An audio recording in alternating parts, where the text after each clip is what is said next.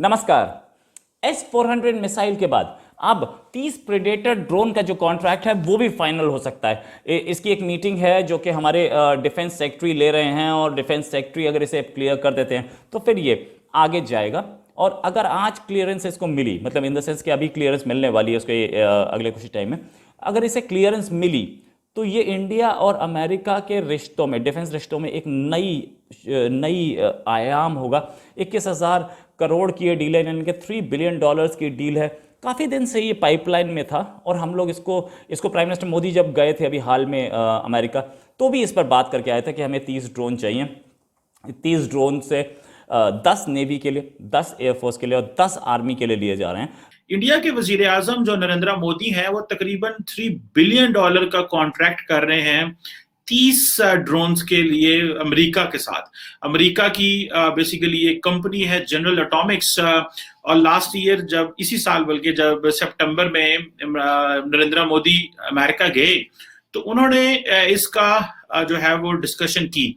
अभी क्योंकि बहुत जल्द 2+2 डायलॉग होने वाला है दोबारा इंडिया और अमेरिका का इस दिसंबर में, अगले महीने में, तो सुनने में आ रहा है कि ये जो $3 बिलियन की डील है, ये जो 30 MQ-9 रीपर, जिनको रीपर बी आर्म ड्रोन्स कहा जाता है, ये इंडिया लेगा। हेलो फ्रेंड्स, मैं एसके झा और आप देख रहे हैं SK media. Friends, S-400 missile system के बाद अब इंडिया अमेरिका से 30 प्रेडेटर ड्रोन लेने जा रहा है। यह ड्रोन बहुत ही उन्नत टेक्नोलॉजी से लैस है। इसके कैमरा अत्यंत ही उन्नत और शक्तिशाली है। यह 50,000 फीट की ऊंचाई पर उड़ सकता है, और सबसे बड़ी बात कि यह 27 घंटे तक लगातार उड़ान भर सकता है, और 50,000 फीट की ऊंचाई से धरती पर किसी भी टारगेट को स्पष्ट देख सकता है और पलक झपकते ही उसे नष्ट कर सकता है। यह ड्रोन चाइना और पाकिस्तान बॉर्डर की पूरी तरह निगरानी करने में सक्षम है। पाकिस्तान के अंदर से चल रहे भारत के विरुद्ध आतंकवादी अड्डों को तथा आतंकवादियों को चुन चुन कर खत्म कर सकता है। भारत पहले ही इसराइल से हेरोन ड्रोन ले चुका है, और अब इस अति उन्नत अमेरिकन प्रेडेटर ड्रोन के आ जाने से हमारी सीमाएं अधिक सुरक्षित हो जाएंगी, और चाइना या पाकिस्तान के लिए भारत के विरुद्ध गतिविधियां करना आसान नहीं होगा, बल्कि असंभव हो जाएगा। फ्रेंड्स, $3 अरब के इस सौदे से जहां पाकिस्तानी मीडिया हताश, निराश और भयभीत है, वहीं भारतीय मीडिया में खुशी का माहौल है। फ्रेंड्स, आपसे अनुरोध है कि प्लीज चैनल को सब्सक्राइब जरूर करें और बेल आइकन को प्रेस करें, ताकि आने वाले वीडियो का नोटिफिकेशन आपको पहले मिल जाए, और वीडियो को लाइक और शेयर जरूर करें। तो फ्रेंड्स, आइए देखते हैं वीडियो का अगला भाग। इंडिया के वजीर आजम जो नरेंद्र मोदी हैं वो तकरीबन $3 बिलियन का कॉन्ट्रैक्ट कर रहे हैं 30 ड्रोन्स के लिए अमेरिका के साथ। अमेरिका की बेसिकली एक कंपनी है जनरल एटॉमिक्स, और लास्ट ईयर जब इसी साल बल्कि जब सितंबर में नरेंद्र मोदी अमेरिका गए तो उन्होंने इसका जो है वो डिस्कशन की।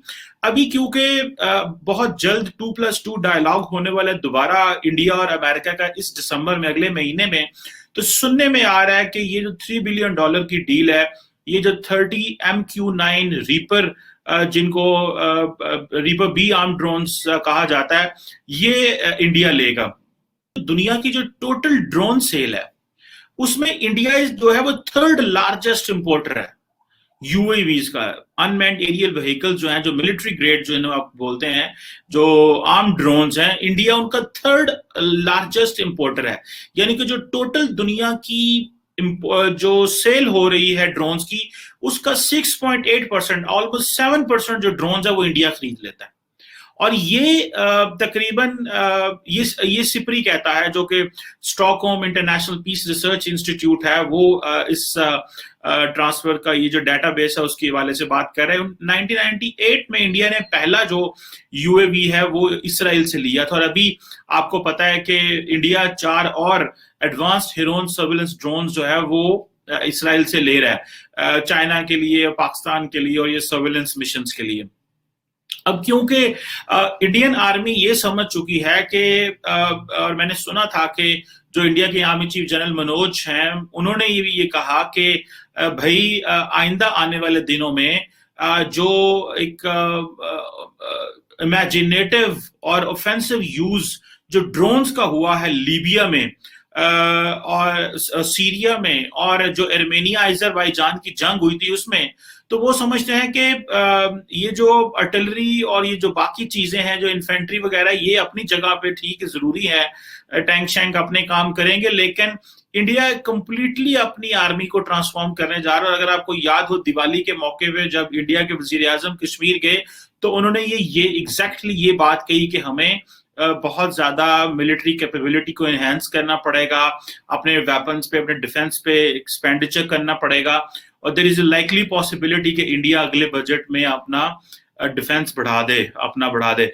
तकरीबन जिस तरह मैंने कहा कि इंडिजनाइजेशन की तरफ वो ज्यादा आ गए हैं, भले इसराइल हो, फ्रांस हो, यूके हो, अमेरिका हो, लॉकहीड मार्टिन हो, जो भी कंपनीज दुनिया की हैं वो सारी इंडिया आने को तैयार हैं, और ये एक बड़ी जो है वो एक्सरसाइज जो है वो होने जा रही है। सो अब इसको समझ लें कि इंडिया ने इसराइल से इमीडिएटली ड्रोन ले लिए, अमेरिका से भी 30 ड्रोन जो लेगा, और इनको तो कोई किसी किस्म की रोक टोक नहीं होगी, क्योंकि अमेरिका जो है वो इत्तेहादी है, पार्टनर है, एलाय है इंडिया का, और वो कैसे एक तो $3 बिलियन की शॉपिंग भी करेंगे, उधर क्या उसे बोलते हैं, क्वाड में भी पार्टनर हैं, B3W जो बिल्ड बैक बेटर वर्ल्ड है उसमें भी पार्टनर हैं, तो कैसे इंडिया जो है वो इसको इग्नोर कर सकते हैं। और जिस तरह मैंने पहले कहा कि इंडिया जो है वो अमेरिका का उस तरह का इत्तेहादी है जो कि अपनी ऑटोनॉमी पे भी काम कर रहा है। इट मींस कि वो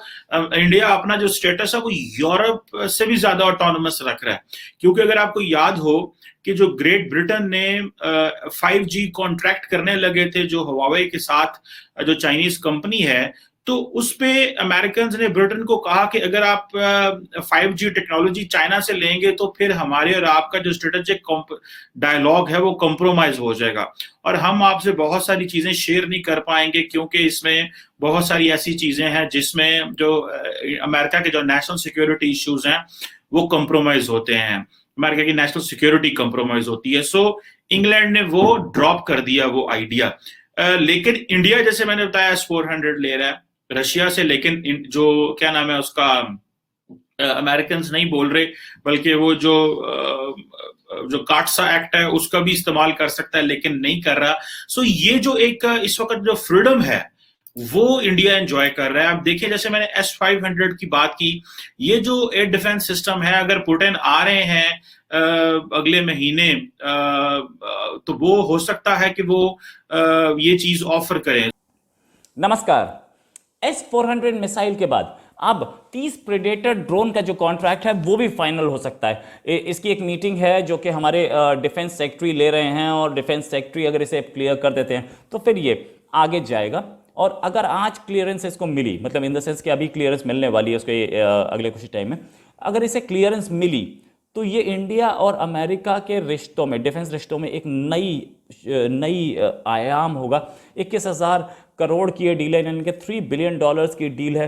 काफ़ी दिन से ये पाइपलाइन में था, और हम लोग इसको प्राइम मिनिस्टर मोदी जब गए थे अभी हाल में अमेरिका, तो भी इस पर बात करके आए थे कि हमें 30 ड्रोन चाहिए। 30 ड्रोन से 10 नेवी के लिए, 10 एयरफोर्स के लिए और 10 आर्मी के लिए लिए जा रहे हैं।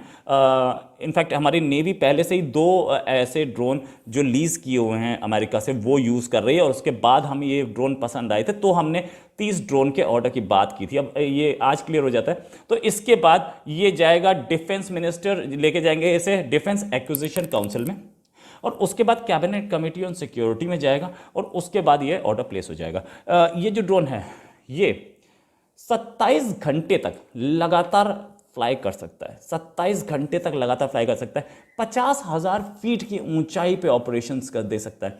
और इस ड्रोन की कैमरे इतने अच्छी क्वालिटी के हैं कि जब इराक वॉर हुई थी तो यही ड्रोन है जो कि उनके टारगेट्स को बिल्कुल प्रिसाइज लोकेशन पर मार रहा था। इसकी मिसाइल्स और इसके वेपनरी इतनी स्ट्रांग है, इसके रडार्स इतने अच्छे हैं, और इराकी सैनिक को पता चल गया था कि जब ये ड्रोन आता है तो आप सफ़ेद झंडा हिला दीजिए तो वो हमारा सरेंडर करवा देंगे।